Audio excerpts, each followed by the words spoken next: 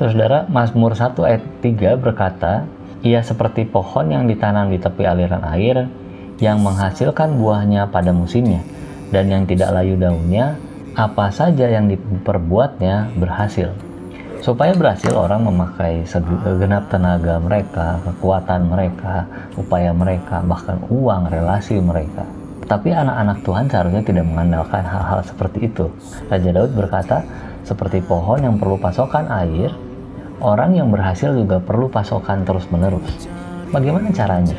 Raja Daud berkata, dengan tidak memilih jalan yang sama dengan orang fasik, dengan tidak mau berdosa di hadapan Tuhan, dengan tidak mau menjelekkan orang lain, tetapi selalu antusias membaca firman, merenungkan firman itu dan melakukannya.